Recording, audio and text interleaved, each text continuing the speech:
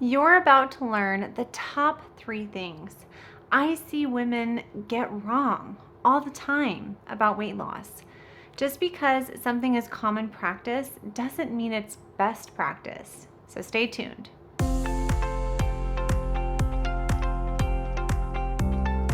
If you're new to this channel, thanks so much for watching. I'm Dr. Morgan Nolte, geriatric physical therapist and weight loss coach, dedicated to helping you lose weight and get healthy so that you can do whatever you want, whenever you want, with your healthy body. If you're listening to this episode, chances are you want to either lose weight or maintain your weight loss. More importantly, you're motivated to get and stay healthy so that you can have a long, active life. You want to be a good role model for your loved ones. You want to feel confident and have the energy to do what you love. You don't want to rely on pills for preventative medical conditions just to function. So if that's you, you're in the right place. Losing weight with a low insulin lifestyle is the best way to accomplish all of these goals. But that's easier said than done, because inevitably, when someone starts to live a low insulin lifestyle, there are just some pieces that need to be unlearned from old diets. That's what we're talking about today. The top 3 things that I help my members unlearn in order to live the type of lifestyle required to help them reach their goals. Notice that I said lifestyle. Losing weight is not just about what you eat. It's about so much more than that. So if you feel like you've tried every diet on the market, I want you to listen closely and see if you've fallen into one or more of these weight loss pitfalls. And this episode actually has nothing to do with weight loss strategy. It's all about mindset, because mindset is the foundation for all other strategy.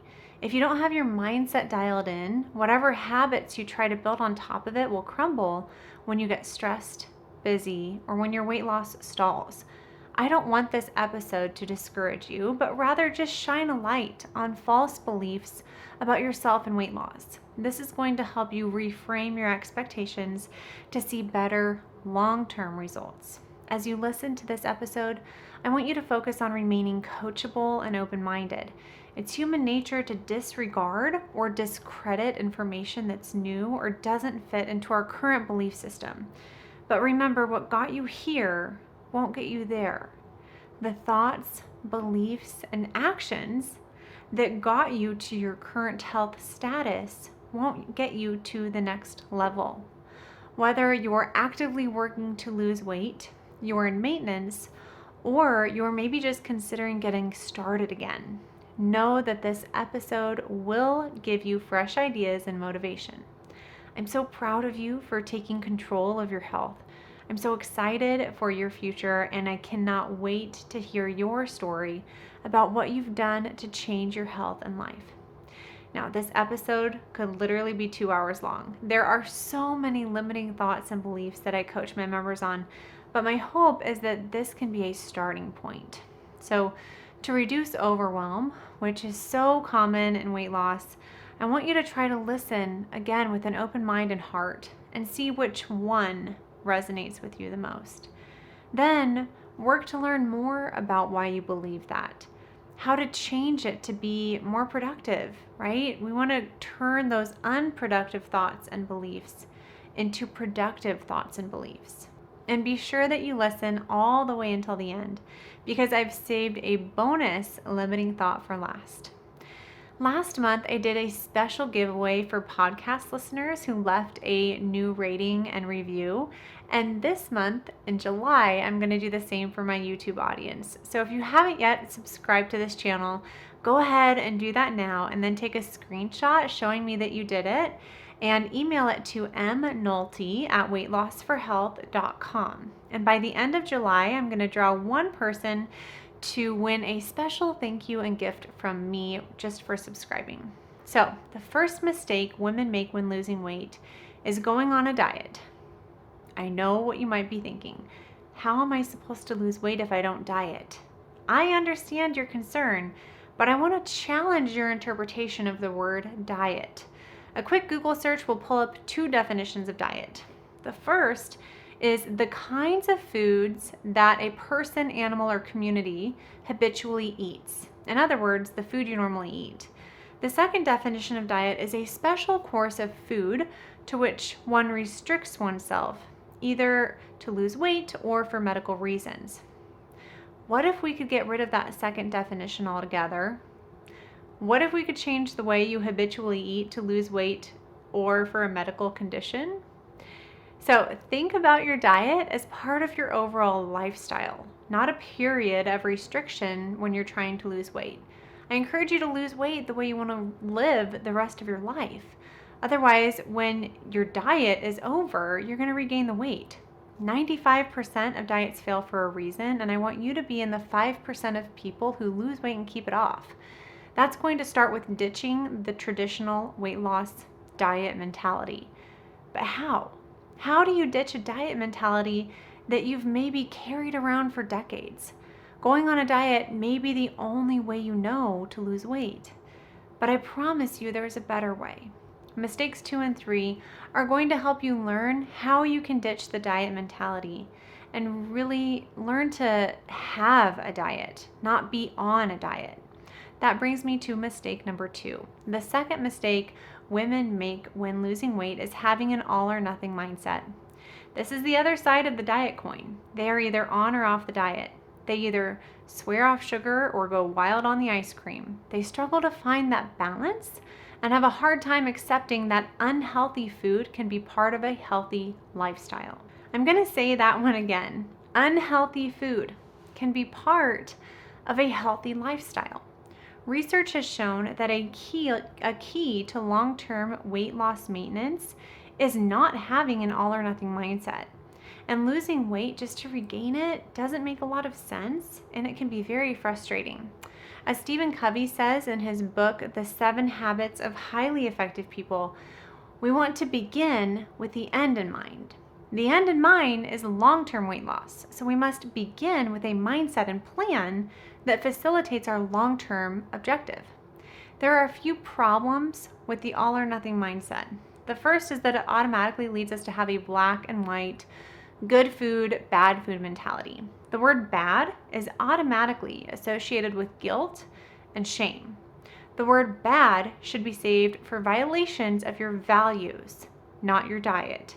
Often I'll hear the phrase cheat meal being thrown around, and this is a similar situation. Growing up, we learned that cheating on a test is bad. There's that bad word again. So cheating ignites guilt or shame, and those are unproductive emotions that are not helpful when losing weight. Now, why are guilt and shame so unproductive? Because those negative emotions lead to negative actions. Who wants to eat healthy and exercise and de-stress when they're spiraling in guilt and shame? No one.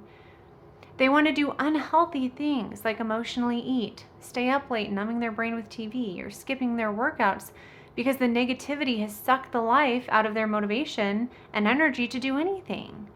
If you're watching on YouTube and you can relate to mistake number 1 or 2, I want you to put a yes in the comments and let me know where you're struggling your most with your weight loss mindset. Mistake number 3 women tend to make when losing weight is thinking that it should happen quickly. Let me explain a little more why this instant gratification can backfire in weight loss. There are perks to technology. All I have to do to turn on my mom's sink is tap it. And the faucets at Costco are automatic, right? So you may have forgotten how to flush a toilet that's not automatic. But when it comes to weight loss, we need to be countercultural and recognize that faster is not better. Adopting a slow and steady approach here is going to relieve some of that pressure that you're naturally going to be putting on yourself. It relieves the pressure to be all or nothing. It allows you to be more graceful and patient with yourself if the scale doesn't move right away. It lets you focus on what's actually important, changing your habits for the long term instead of what's going to get you quick results that won't last. When you start changing your lifestyle, expect it to be slow. Think about your weight loss or health journey like you think about your career or relationships or retirement account. They were not made overnight. They take time, attention, and consistent focus. That's what it takes to reap the long-term benefits. So doing a quick Google search of top weight loss companies, it's no wonder you are expecting to lose weight fast. On the home screen of Jenny Craig, the headline is to lose up to 17 pounds in your first 4 weeks. That's over 4 pounds a week, and that's completely unhealthy and not sustainable. Nutrisystem's homepage says lose up to 18 pounds fast. What this type of marketing does is make you think that if you're not seeing fast weight loss, you're doing something wrong, or that there's something wrong with you or your plan.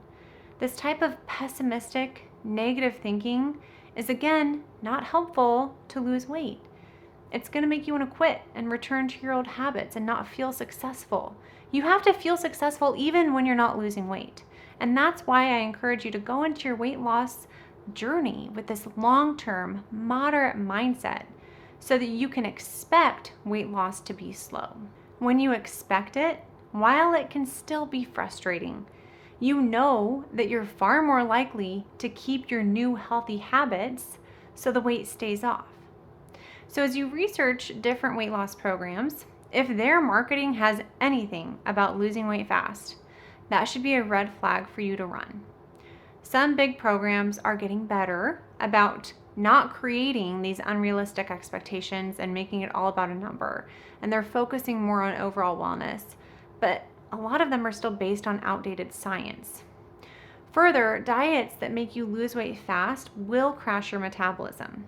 Fast weight loss is a shock to your body, and as I've covered in previous episodes, severe chronic calorie restriction diets will cause your hormones to compensate and make you regain the weight. Now, I'm not going to go into all the science or the hormonal mechanisms here. I'm guessing that if you've ever lost weight fast and regained it, you don't really need further explanation, you know.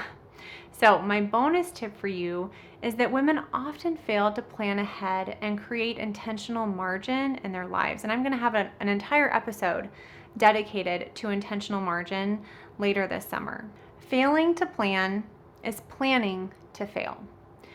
Intentional margin is space on your calendar for you to focus on your growth and personal development. When your margin happens, and what you do in your margin is your business. Many women find that getting up a little earlier works well because no one really needs them yet. Really committing to your health may mean that other burners of your life need to be turned down so you have the space and energy to do so. Now, I'd love to see you and your health in your top 5 priorities at all times, because you can't pour from an empty cup. And you'll show up in other areas of your life better if you take care of your mental and physical health, because self-care is not selfish. I feel like this is so hard for women because it requires them to say no. Say no to their spouse when their spouse wants an evening snack. Say no to their kids for full-time babysitting. Say no to their friends when they peer pressure you to eat foods that you don't actually want to eat. Say no to extra activities that you don't really enjoy and are taking your time and energy away from your exercise or meal prepping time. Saying no to hours of TV or scrolling social media. Saying no to your boss when they ask you to stay late or pick up another shift. You've got to learn to say no to other people and things so that you can say yes to yourself, to your goals, to your potential, and to your best future. No one else is going to fill your cup for you. That's not anyone else's job, that's your job. So my challenge for you is to find a way to create intentional margin in your life. If you don't know where that time is going to come from, do a time audit and write down what you do in a day and how much time it takes you. Then create stronger boundaries around the things that are sucking your time and are totally unproductive, like excessive TV or social media. Think about how you can batch activities during the week, like meal prepping, packing all your workout clothes at once, setting a recurring reminder on your phone to go off at bedtime, like stop watching TV, go to bed. Create the margin. Your health and loved ones will thank you for it. So this is a little deeper episode. Just to recap those big mindset mistakes I see women make are: number 1, they go on a diet Number 2, they have an all or nothing mindset. And number 3, they want fast results. And if they aren't getting them, they think that something is wrong. And then the bonus tip was that they fail to create intentional margin in their lives to have the space and time to work on developing their healthy lifestyle. When I say to you that you have to get outside of your comfort zone to lose weight, I mean your emotional comfort zone. Changing how you think, what you believe, is uncomfortable, but you can absolutely learn how to do this. And for my members who watch or listen, you're used to this kind of talk all the time because we coach on mindset each week in office hours. You know that this is the hard part of weight loss. I know that you'd prefer me to just tell you what to do, but I'm not going to feed you fish. I'm going to teach you how to fish for yourself. So I want to hear from you. If you haven't connected on Instagram with me yet, you can follow me at Dr. Morgan Nolte, because I love hearing your biggest takeaways or aha moments from these episodes. And if you're watching on YouTube, let me know in the comments what you thought and how you're going to create that intentional margin in your life. Thanks so much for your time and attention today. I'll talk with you at the same time, same place next week. Bye for now.